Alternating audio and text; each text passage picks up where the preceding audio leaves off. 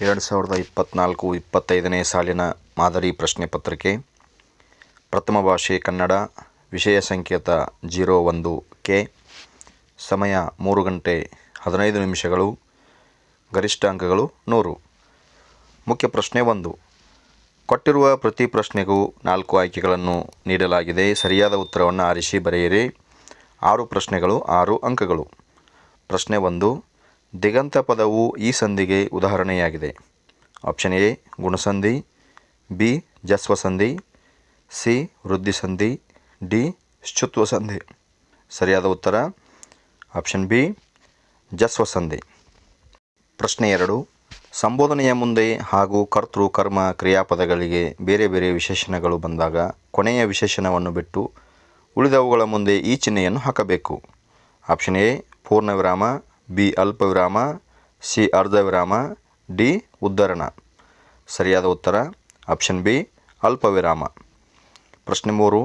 ಬೆಟ್ಟದಾವರೆ ಪದವು ಈ ಸಮಾಸಕ್ಕೆ ಉದಾಹರಣೆಯಾಗಿದೆ. Option A Tatpurusha, B ಕರ್ಮಧಾರಯ, C ಕ್ರಿಯಾ ಸಮಾಸ, ಡಿ ದ್ವಂದ್ವ ಸಮಾಸ. ಸರಿಯಾದ ಉತ್ತರ ಆಪ್ಷನ್ ಎ ತತ್ಪುರುಷ ಸಮಾಸ. ಬೆಟ್ಟದ ಪ್ಲಸ್ ತಾವರೆ ಬೆಟ್ಟದಾವರೆ. ಉತ್ತರ ಪದದ ಅರ್ಥ ಪ್ರಧಾನವಾಗಿದ್ದರೆ ಅದನ್ನು ನಾವು ತತ್ಪುರುಷ ಸಮಾಸ ಎಂದು ಕರೆಯುತ್ತೇವೆ. ಪ್ರಶ್ನೆ 4. ಸ್ವತಂತ್ರ ವಾಕ್ಯಗಳಾಗಿ ನಿಲ್ಲಬಲ್ಲ ಅನೇಕ ಉಪವಾಕ್ಯಗಳೊಡನೆ ಒಂದು ಪೂರ್ಣಾಭಿಪ್ರಾಯದ ವಾಕ್ಯವಾಗಿದ್ದರೆ ಆಪ್ಷನ್ ಎ ಸಾಮಾನ್ಯ ವಾಕ್ಯ, ಬಿ ಮಿಶ್ರ ವಾಕ್ಯ, ಸಿ ಸಂಯೋಜಿತ ವಾಕ್ಯ, ಡಿ ಪ್ರಶ್ನಾರ್ಥಕ ವಾಕ್ಯ. ಸರಿಯಾದ ಉತ್ತರ ಆಪ್ಷನ್ ಸಿ ಸಂಯೋಜಿತ ವಾಕ್ಯ. ಪ್ರಶ್ನೆ ಸಂಖ್ಯೆ 5. ವ್ಯಾಪಾರಿ ಪದವು ನಾಮಪದದ ಈ ಗುಂಪಿಗೆ ಸೇರಿದೆ. ಆಪ್ಷನ್ ಎ ಭಾವನಾಮ, ಬಿ ರೂಢನಾಮ, ಸಿ ಅನುವರ್ತಕ ನಾಮ, ಡಿ ಅಂಕಿತ ನಾಮ. ಸರಿಯಾದ ಉತ್ತರ ಆಪ್ಷನ್ ಸಿ ಅನುವರ್ತಕ ನಾಮ. ಪ್ರಶ್ನೆ 6. ಚತುರ್ಥಿ ವಿಭಕ್ತಿಯ ಕಾರಕಾರ್ಥ. ಆಪ್ಷನ್ ಎ ಸಂಬಂಧ, ಬಿ ಅಧಿಕರಣ, ಸಿ ಸಂಪ್ರದಾನ, ಡಿ ಅಪಾದಾನ. ಸರಿಯಾದ ಉತ್ತರ ಆಪ್ಷನ್ ಸಿ ಸಂಪ್ರದಾನ. ಮುಖ್ಯ ಪ್ರಶ್ನೆ 2. ಕೆಳಗಿನ ಪ್ರಶ್ನೆಗಳಿಗೆ ಮೊದಲೆರಡು ಪದಗಳಿಗಿರುವ ಸಂಬಂಧದಂತೆ ಮೂರನೇ ಪದಕ್ಕೆ ಸರಿಹೊಂದುವ ಸಂಬಂಧಿ ಪದವನ್ನು ಬರೆಯಿರಿ. 4 ಪ್ರಶ್ನೆ 4 ಅಂಕಗಳು. ಪ್ರಶ್ನೆ 7. ಚಲುವಿಕೆ ತದಿತಾಂತ ಭಾವನಾಮ, ಅಂಜಿಕೆ ಕೃದಂತ ಭಾವನಾಮ. 8. ಮೊಟ್ಟ ಮೊದಲು ತಿರುಕ್ತಿ, ನಗು ಅಳು ಜೋಡುನುಡಿ. 9. ಮ್ಯಾಗ ಮೇಲೆ ಸಕ್ಕಾರಿ ಸಕ್ಕರೆ. 10. ದೃಷ್ಟಿ ದಿಟ್ಟಿ ತಪಸ್ವಿ ತವಸಿ. ಮುಂದಿನ ಮುಖ್ಯ ಪ್ರಶ್ನೆ. ಕೆಳಗಿನ ಪ್ರಶ್ನೆಗಳಿಗೆ ಪ್ರತಿಯೊಂದಕ್ಕೂ ಒಂದೊಂದು ವಾಕ್ಯದಲ್ಲಿ ಉತ್ತರ ಬರೆಯಿರಿ. 7 ಪ್ರಶ್ನೆಗಳು 7 ಅಂಕಗಳು.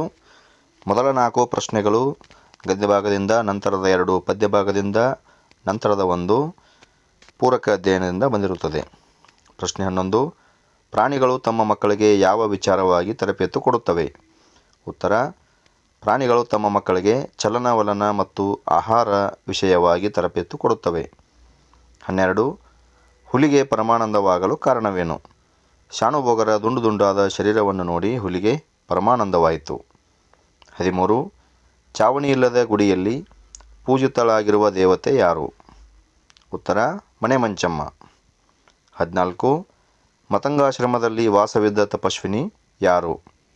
ಉತ್ತರ ಮತಂಗಾಶ್ರಮದಲ್ಲಿ ವಾಸವಿದ್ದ ತಪಸ್ವಿನಿ ಶಬರಿ. 15. ಹಕ್ಕಿಯು ಯಾರ ನೆತ್ತಿಯನ್ನು ಕುಕ್ಕಿದೆ? ಉತ್ತರ ಹಕ್ಕಿಯು ಸಾರ್ವಭೌಮರ ನೆತ್ತಿಯನ್ನು ಕುಕ್ಕಿದೆ. ಪ್ರಶ್ನೆ 16. ಯಜ್ಞಾಶ್ವವನ್ನು ಕಟ್ಟಿದವರು ಯಾರು? ಉತ್ತರ ಯಜ್ಞಾಶ್ವವನ್ನು ಕಟ್ಟಿದವರು ಲವ. ಪ್ರಶ್ನೆ 17.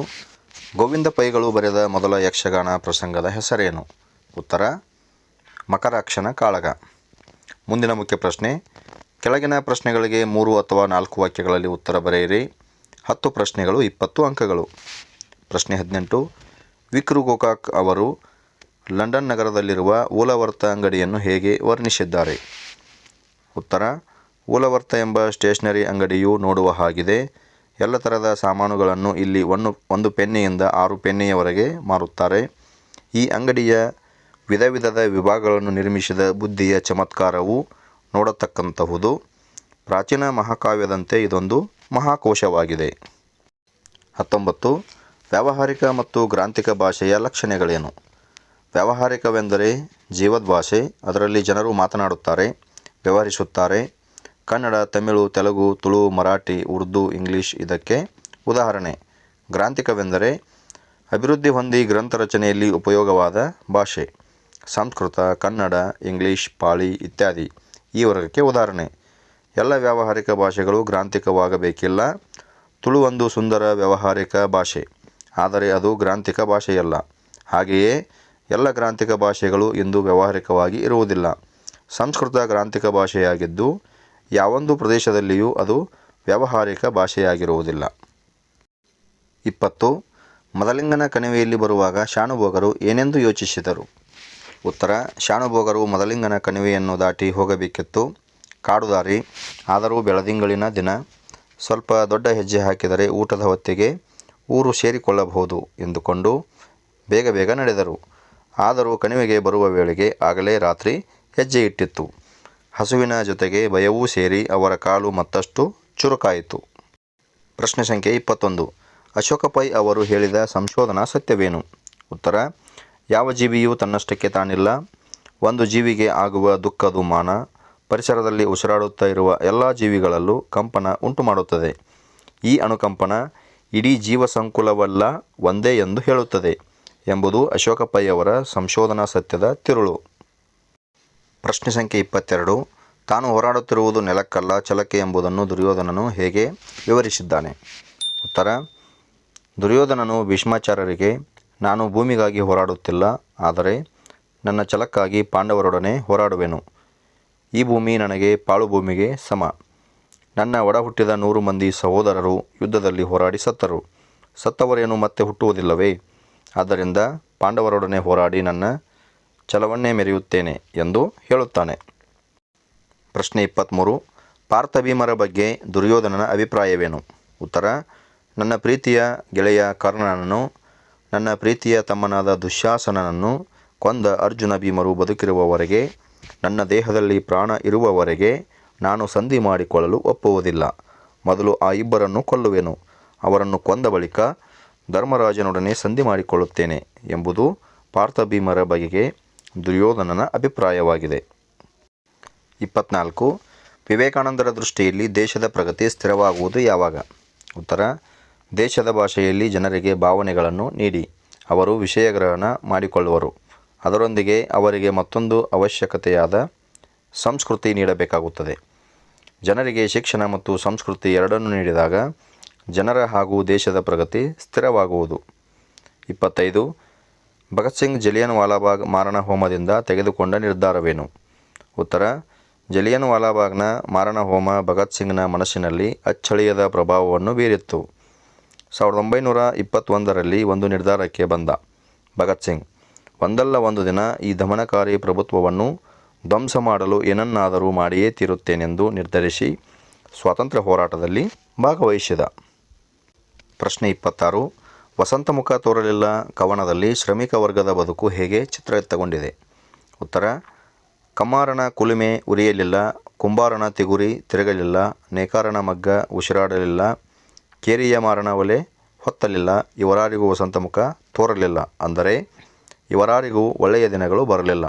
ಬಡವರು ಬಡವರಾಗಿಯೇ ಇದ್ದಾರೆ, ಶೋಷಣೆಯಿಂದ ಮುಕ್ತಿ ಹೊಂದಿಲ್ಲ, ಶ್ರಮಕ್ಕೆ ತಕ್ಕ ಫಲವಿಲ್ಲ ಎಂದು ಶ್ರಮಿಕರ ಬದುಕನ್ನು ಮಾರ್ಮಿಕವಾಗಿ ಇಲ್ಲಿ ಚಿತ್ರಿಸಲಾಗಿದೆ. ಪ್ರಶ್ನೆ 27. ಗುರುಪದೇಶದ ಗುಣಗಳು ಯಾವುವು? ಉತ್ತರ: ಜನರ ಒಳ ಹೊರಗನ ಕೊಳೆಗಳನ್ನು ತೊಳೆದು ಬಿಡುವ ನೀರಿಲ್ಲದ ಮೀಹ, ತಲೆನರೆಯದೆ ಮೈಸುಕ್ಕುಗಟ್ಟದೆ ಮೂಡುವ ಮುಪ್ಪು, ಬೊಜ್ಜು ಬೆಳೆಯದೆ ಬರುವ ಗುರುತ್ವ, ಬಂಗಾರವಿಲ್ಲದೆ ಮಾಡಿದ ಬೆಲೆ ಬಾಳುವ ಕಿವಿಯೋಲೆ, ಪಂಜು ಇಲ್ಲದೆ ಬೆಳಗುವ ಬೆಳಕು, ಉದ್ವೇಗ ಭರಿಸದ ಜಾಗರಣೆ ಇವು ಗುರುಪದೇಶದ ಗುಣಗಳಾಗಿವೆ. ಕೆಳಗಿನ ಕವಿ ಸಾಹಿತಿಗಳ ಸ್ಥಳ, ಕಾಲ, ಕೃತಿ ಮತ್ತು ಪ್ರಶಸ್ತಿಗಳನ್ನು ಕುರಿತು ವಾಕ್ಯರೂಪದಲ್ಲಿ ಬರೆಯಿರಿ. 2 ಪ್ರಶ್ನೆಗಳು 6 ಅಂಕಗಳು. ಸ್ಥಳ ಮತ್ತು ಕಾಲಕ್ಕೆ 1 ಅಂಕ, ಕೃತಿಗಳು ಮತ್ತು ಪ್ರಶಸ್ತಿಗಳಿಗೆ 1 ಅಂಕ, ವಾಕ್ಯರೂಪದಲ್ಲಿ ಬರೆಯುವುದಕ್ಕೆ 1 ಅಂಕ. ಪ್ರಶ್ನೆ ಸಂಖ್ಯೆ 28. ಸಾರಾ ಅಬೂಬಕ್ಕರ್ ಅವರು 30 ಜೂನ್ 1936ರಂದು ಕಾಸರಗೋಡಿನಲ್ಲಿ ಜನಿಸಿದರು. ಇವರು ಚಂದ್ರಗಿರಿಯ ತೀರದಲ್ಲಿ ಸಹನ, ಕದನವಿರಾಮ, ವಜ್ರಗಳು, ಸುಳಿಯಲ್ಲಿ ಸಿಕ್ಕವರು, ತಳವಡದ ದೋಣಿಯಲ್ಲಿ, ಚಪ್ಪಲಿಗಳು, ಕೆಡ್ಡ, ಅರ್ಧರಾತ್ರಿಯಲ್ಲಿ ಹುಟ್ಟಿದ ಕೂಸು, ಪಯಣ ಮೊದಲಾದ ಕೃತಿಗಳನ್ನು ರಚಿಸಿದ್ದಾರೆ. ಇವರ ಸಾಹಿತ್ಯ ಕೃಷಿಗಾಗಿ ಅನೇಕ ಪ್ರಶಸ್ತಿಗಳು ಹಾಗೂ ಕನ್ನಡ ಸಾಹಿತ್ಯ ಪರಿಷತ್ತಿನ ನೃಪತುಂಗ ಪ್ರಶಸ್ತಿ ಲಭಿಸಿವೆ. ಪ್ರಶ್ನೆ 29. GS ಶಿವರುದ್ರಪ್ಪ. GS ಶಿವರುದ್ರಪ್ಪ ಇವರು ಶಿವಮೊಗ್ಗ ಜಿಲ್ಲೆಯ ಶಿಕಾರಿಪುರದವರು. ಇವರ ಕಾಲ ಕ್ರಿಸ್ತಶಕ 1926. ಇವರು ಸಾಮಗಾನ, ಚಲುವು ಒಲವು, ದೇವಶಿಲ್ಪ, ದೀಪದ ಹೆಜ್ಜೆ, ಅನಾವರಣ, ವಿಮರ್ಶೆಯ ಪೂರ್ವ ಪಶ್ಚಿಮ, ಮಾಸ್ಕೋದಲ್ಲಿ 22 ದಿನಗಳು, ಸೌಂದರ್ಯ ಸಮೀಕ್ಷೆ ಮೊದಲಾದ ಕೃತಿಗಳನ್ನು ರಚಿಸಿದ್ದಾರೆ. ಇವರಿಗೆ ಕೇಂದ್ರ ಸಾಹಿತ್ಯ ಅಕಾಡೆಮಿ ಪ್ರಶಸ್ತಿ, ನಾಡೋಜ ಪುರಸ್ಕಾರ, ರಾಷ್ಟ್ರಕವಿ ಬಿರುದು, ಪಂಪ ಪ್ರಶಸ್ತಿಗಳು ಲಭಿಸಿವೆ. 3-4 ವಾಕ್ಯದ ಪ್ರಶ್ನೋತ್ತರಗಳು. ಮೊದಲ 4 ಪ್ರಶ್ನೆಗಳು ಗದ್ಯ ಭಾಗದಿಂದ, ನಂತರದ 2 ಪ್ರಶ್ನೆಗಳು ಪದ್ಯ ಭಾಗದಿಂದ, ನಂತರದ 4 ಪ್ರಶ್ನೆಗಳು ಪೂರಕ ಪಾಠಗಳಿಂದ ಕೇಳಲಾಗಿರುತ್ತದೆ. ಪೂರಕ ಪಾಠಗಳಿಗೆ ಹೆಚ್ಚಿನ ಒತ್ತನ್ನು ಕೊಟ್ಟರೆ ಒಟ್ಟು 9 ಅಂಕಗಳು ಸಿಗುತ್ತವೆ.